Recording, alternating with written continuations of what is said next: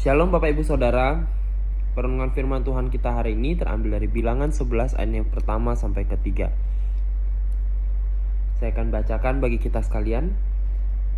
Pada satu kali bangsa itu bersungut-sungut di hadapan Tuhan tentang nasib buruk mereka. Dan ketika Tuhan mendengarnya, bangkitlah murkanya. Kemudian menyalalah api Tuhan di antara mereka dan merajalela di tepi tempat berkemahan. Lalu berteriaklah bangsa itu kepada Musa, dan Musa berdoa kepada Tuhan. Maka padamlah api itu.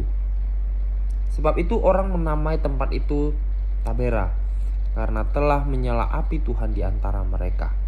Nah Bapak Ibu Saudara, hari ini kita akan bersama melihat dari Bilangan 11 ayatnya yang pertama sampai yang ketiga. Firman Tuhan hari ini dengan judul perikop api Tuhan.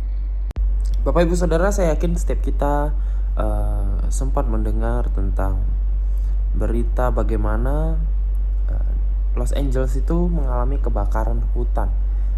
Nah, kalau kita perhatikan Bapak Ibu Saudara, dalam waktu yang begitu singkat itu banyak sekali properti-properti yang terbakar. Dicatat di sana itu sampai 30.000 hektar lahan serta ribuan bangunan yang terbakar. Nah, di sana kita bisa menemukan bagaimana ada korban jiwa. Nah, kita bisa melihat bagaimana bencana ini juga menyebabkan ribuan orang itu sampai kehilangan tempat tinggalnya. Nah, Bapak Ibu Saudara, kebakaran yang terjadi itu ya begitu luar biasa, cepat sekali. Karena ada hembusan angin sehingga api itu bergerak begitu cepat.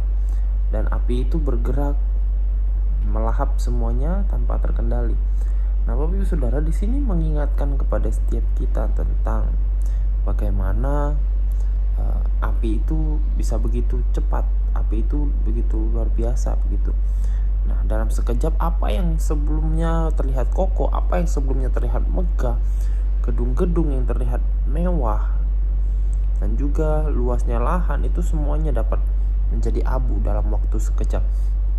Nah, firman Tuhan hari ini Bapak Ibu Saudara yang barusan kita baca dari Bilangan 11 ini menunjukkan kepada setiap kita bagaimana perjalanan bangsa Israel pada saat itu.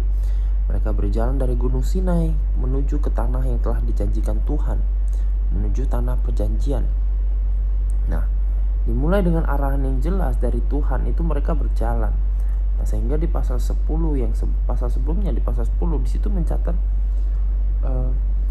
bagaimana umat Israel itu bergerak sesuai dengan isyarat trompet. Nah, kalau kita perhatikan bangsa Israel itu kalau siang itu dituntun dengan tiang awan yang memimpin mereka di dalam perjalanan mereka. Nah, setelah sekian lama mereka berkemah di Sinai, itu akhirnya mereka mendapatkan kesempatan untuk mereka dapat berjalan lagi. Tetapi Bapak Ibu Saudara, kalau kita perhatikan di pasal yang ke-11 ini, ketika mereka berjalan, ketika mereka melanjutkan perjalanannya, kita bisa melihat bagaimana sebuah harapan yang begitu mereka harapkan itu berubah menjadi keluhan mereka. Nah, di dalam bagian ini Bapak Ibu Saudara, di dalam ayat yang pertama sampai yang ketiga ini, bangsa Israel bukan menjadi bersyukur. Mereka mulai mengeluh, mereka mulai bersungut-sungut kepada Tuhan. Mereka merasa gak puas. Sehingga apa yang terjadi? Yang mereka lakukan adalah justru membangkitkan murka Tuhan. Sehingga yang terjadi adalah Bapak Ibu Saudara, api Tuhan itu menyala di antara mereka. Yang terjadi membakar bagian ujung-ujung perkemahan. Nah, hukuman ini menunjukkan betapa serius sikap bersungut-sungut bangsa Israel itu kepada Tuhan, menunjukkan bahwa yang mereka lakukan itu ya tidak baik. Nah, ketika Musa berdoa, api yang awalnya ada itu memang padam. Tapi Bapak Ibu Saudara, peristiwa ini menjadi sebuah peringatan bahwa ketidakpuasan yang terus-menerus itu pada akhirnya akan membawa sebuah konsekuensi yang serius. Kalau kita perhatikan seperti halnya api yang menghancurkan. Jika api itu tidak dikendalikan, ketidakpuasan bisa merusak hati dan hubungan kita dengan Tuhan serta sesama. Nah, firman Tuhan hari ini Bapak Ibu Saudara ingatkan kepada setiap kita supaya kita berhati-hati di dalam sikap kita, supaya kita berhati-hati dengan sikap hati kita. Keluhan yang terus-menerus itu pada akhirnya dapat membakar sukacita. Kita mengeluh, akhirnya dapat merusak iman kita. Dan pada akhirnya akan menarik kita menjadi menjauh daripada Tuhan. Sebaliknya Bapak Ibu Saudara, ketika di dalam kehidupan kita memiliki rasa bersyukur, itu pada akhirnya dapat menjadi sebuah pemadam yang menenangkan hati.